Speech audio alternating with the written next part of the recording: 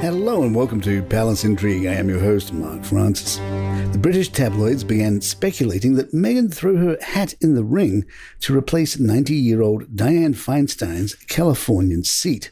While she won't be the immediate replacement, could there be a political run in Meghan's future? A source told the Mail on Sunday, Meghan is definitely a long shot, but in the craziness that is the US politics these days, it's not an impossibility. Crazier things have happened. While that much is true, it's hard to imagine Meghan wanting to do the actual work that would go into being a senator. Celebrity PR expert Jane Owen tells the Mirror, it's actually not a terrible idea for her to run to politics. We live in a world where the size of your platform can often be the difference between winning or losing in politics. She has an enormous platform of supporters that could potentially vote for her. And Jane opened up on the potential opportunities Meghan could have to lean on her husband if she forayed into politics. As the wife of a prince and a formerly working member of the royal family, she can claim a certain amount of knowledge of public service, even though brief. Harry has a lot of knowledge he could pass on to her about how to speak and behave as a public servant. Meghan is also African American and a woman, so she can speak in part from a position of two minorities. Since Ronald Reagan, we have seen celebrities transition from celebrity to politics successfully. Just ask Arnold Schwarzenegger. She will have to get a great political campaign manager and do some serious work on both her reputation and public persona to be taken seriously. However, given the right message and direction, I can imagine she might be quite successful. I believe it could be more healthy for her marriage than acting because it's a world Harry knows better and could be a useful guide to her.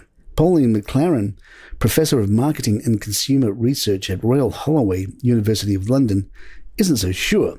She told Express.co.uk, I think she has built enough of a trajectory to be taken seriously enough as a person. She has always expressed strong opinions, and more recently she has lobbied for parental leave and vaccine equity. But I'm not aware of anything else she has done that is a sign of her intention toward politics.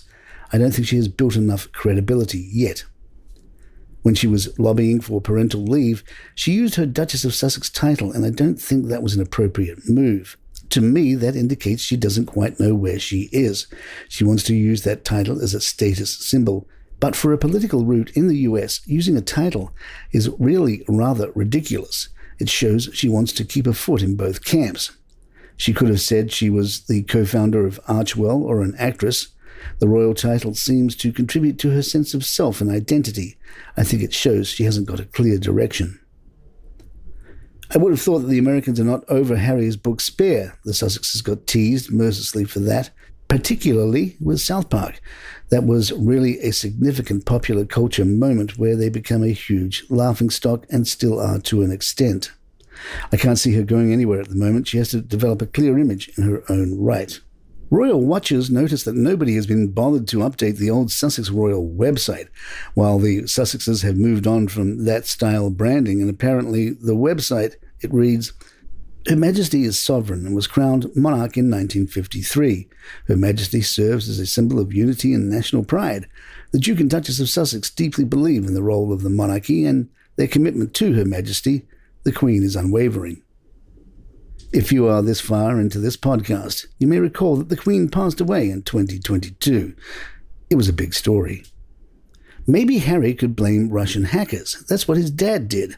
Multiple reports tell us the British royal family's official website was briefly down over the weekend following a cyber attack allegedly caused by Russian hackers. According to several news outlets, the pro-Russia hacktivist group Killnet has taken responsibility for the denial of service attack. Andrew is going to be able to continue living at Royal Lodge after a deal was made with the King. Andrew has been given time to prove he can come up with cash to carry out necessary repairs on the 30-room royal mansion. Those repairs are estimated to cost £2 million. A source said, Andrew's stance has paid off. He has refused all attempts by the King to leave his home.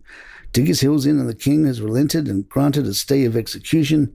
Andrew is in agreement that the property needs repairs, for which he has already paid more than £200,000 recently to sort out the roof, and has said he will make the further necessary renovations. It seems the King just wants to move on for the time being, which might be a good idea, for everyone. Perhaps the king can put the entire band back together. Jerome Cleary of Publicity and Marketing told Daily Express US, now that the dust has settled with the drama of Meghan Markle and Prince Harry, the king realizes he could bring the family back together again. With that, I do believe the king should allow Harry a place to live in Britain and keep him as a councillor of state. Half the fans would believe that the king is within reason to deny Harry, and the other half would be heartbroken that the king could bring the family back together again with this decision. One source told the Daily Beast, the Harry issue doesn't have to be sorted out immediately, but it will be sorted out eventually. Charles loves Harry, but his priority is to fulfill his duty as king and not let his mother down. That means constitutional considerations have to come first. A former royal staffer added, it's not sustainable for the king, who is the national symbol of unity, to be on such bad terms with his son that they haven't been pictured together in years. Ultimately, Charles has not just a personal but also a strategic need to resolve this issue. Palace Intrigue, we're right back. Hello Magazine reminds us that the royal family switching up their hair colour, experimenting with style and even getting tattoos is nothing new, but no body modification was as rebellious as Zara Tindall's tongue piercing. Former royal butler Grant Harold told the Express, she was the very first royal I met. In Scotland I was working and it was the weekend. It was all in the press that she had her tongue pierced, and it was so exciting because when she was speaking to us, I suddenly saw the tongue piercing and I was like, oh, I've seen it. She's down to earth, she's fun, she's naughty. The duel that was done back in the day was Anne didn't want her children to have titles so they could have normal lives and do normal things. That's what she wanted. In later years, Zara herself said, at least I didn't have it coming out of my nose or anything. And there you have it. If you'd like to email us, our address is thepalaceintrigue@gmail.com. Please follow us on Spotify, iTunes, or head on over to YouTube and hit that subscribe button there. It would really help us out. You don't have to listen to the show again. I'm Mark Francis. My thanks to John McDermott. This is Palace Intrigue, and good times.